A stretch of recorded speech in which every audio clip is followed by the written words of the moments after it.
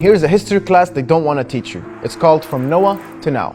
It all starts with Prophet Nuh alayhi salam, big flood, whole world reset, and only his family survives on a DIY boat. He had 4 sons, Yam, Sam, Ham, and Japheth. We're gonna focus on Sam because that's where the Samites come from. These guys settled in places like Yemen, Iraq, Syria, and the whole peninsula. And they were speaking the OG languages, Arabic, Aramaic, and Hebrew. 1,000 years later, from a place called Kasdim, modern day Iraq, Prophet Abraham alayhi salam wasn't vibing with people worshipping statues, so he packs his bags and moves to Canaan, aka modern day Palestine. Now here's the twist. Canaan was already popping. It had ancient cities, trade routes, and the people were also Semitic, just like Abraham. So it wasn't an empty land waiting to be claimed. Then came Ishmael alayhi salam and Isaac alayhi salam, sons of Abraham. Ishmael is moved to modern day Mecca. Isaac's line leads to Yaqub, Jacob alayhi salam, whose nickname was Israel. He has 12 sons and one of them is Joseph alayhi salam. He had main character energy and his brothers were jealous, so they tried to get rid of him. But he ends up in Egypt, grows up and becomes the minister of finance. He brings his family over and around 200 years later they get enslaved. Fast forward centuries after that, Musa alayhi salam comes through and frees them. But because they're disobedient, they wandered the desert for 40 years. Eventually, under Joshua, they entered Palestine. But again, this land wasn't empty. They fought for it, lost it, regained it over and over. Then comes David, Dawood alayhi salam, who is the first king that's a prophet.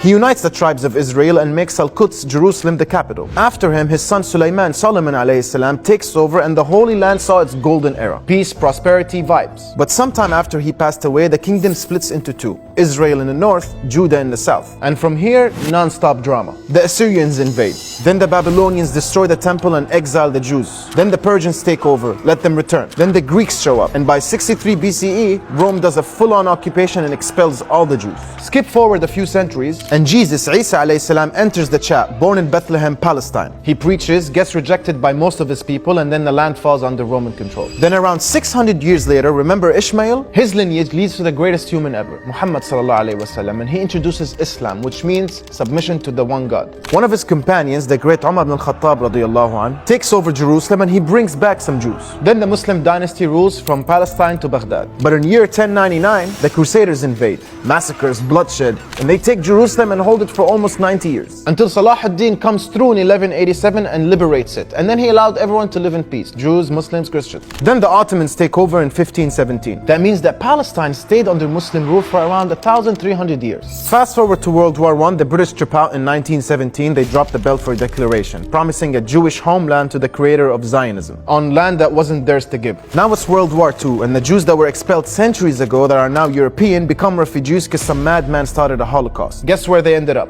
In Palestine. And how do they repay the people who took them in? With the Nakba. Hundreds of thousands of Palestinians are kicked out of their homes and killed. Israel is declared. And the world just watches. And now they claim that God promised them this land 3,000 years ago. But Palestine wasn't theirs. It wasn't ours. It was everyone's. And no matter how hard they tried to rewrite history, you can never colonize the truth.